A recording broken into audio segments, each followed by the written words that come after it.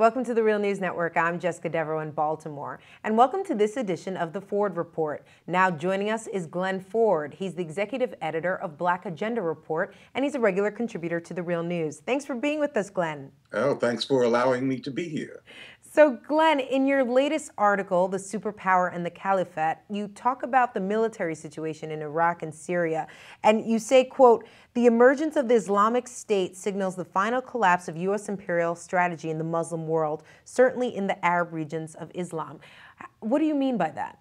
Well, we have to understand that for the United States to send in its guns and its money in support of other forces, it has to prove to the American people, first of all, its domestic audience, that it is the good guy and it's siding with good guys, that it's engaged in a humanitarian effort, that it wants to send guns to the guys who are on the right side. And so in Libya and in Syria, the fighters were depicted as, well, just being people who wanted to fight against corrupt and dictatorial regimes. It amounts to a bankruptcy of U.S. policy if the American people, as well as folks all around the world, see that the United States is siding with, is arming, is in some ways directing the battalions of jihadist fighters, as was the case in Syria and as is now clearly the case in terms of ISIS. ISIS has blown that whole game with its declaration that it constitutes, as an organization, a caliphate, that it is no longer just ISIS, it is the Islamic State.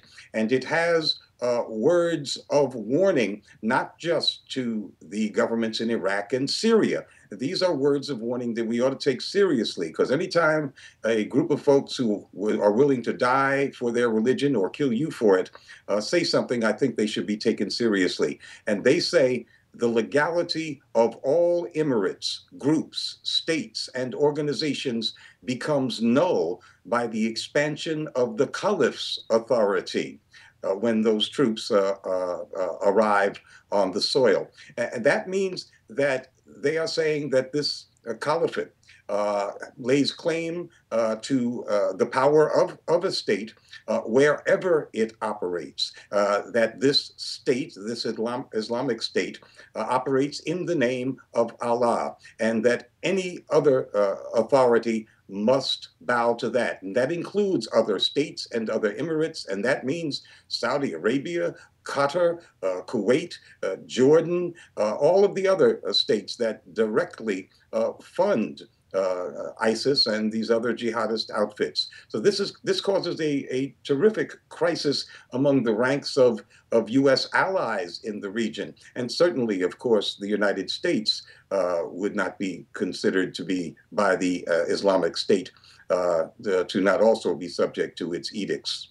So, Glen, what should U.S. policy be then in that region? It doesn't have any options. The United States began 35 years ago in Afghanistan, where it had no reliable foot soldiers to affect the outcome of events, to, in league with Saudi Arabia, fund and arm the Mujahideen so that they could undermine the leftist government of Afghanistan. And this was in the months before the Soviets intervened. In the following years, the United States and the Saudis developed what became the International Jihadist Network. It had never existed before, but the US and the Saudis breathed life into it. And they found uses for these jihadists, most notably in 2011, when the Arab Spring threatened these very regimes, the Saudis and the Emirates and the Qatars. All of these filthy, rich royal folk felt threatened by what was threatened by the Arab Spring. And so the United States and its Saudi partners said that we should stage a display of force and mount an attack on the secular regime of Muammar Gaddafi in Libya to show who's boss in the region in the face of these threats of disruption. And they, of course, had to utilize the only foot soldiers they had, who are the jihadists. And the United States and Europe acted as the Air Force for the jihadists. And they tried to replicate that again in Syria because, well, who else were they going to get to overthrow a secular regime that, like Gaddafi's in Libya, was not threatening the United States in any way?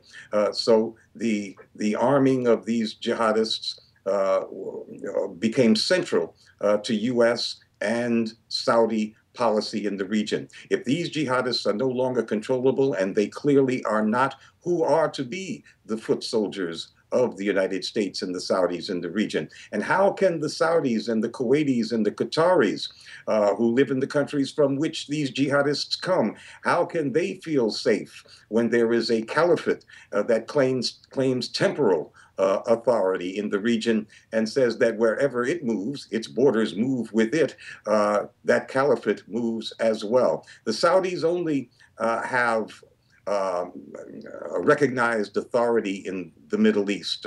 The people there only allow that Saudi family to monopolize the billions and billions of dollars of wealth under the soil of that country because the Saudis promised the rest of the Muslim world that they would guard the holy sites of Islam. Well, I'm sure that the Islamic State, the Caliphate, would be glad to perform those same duties.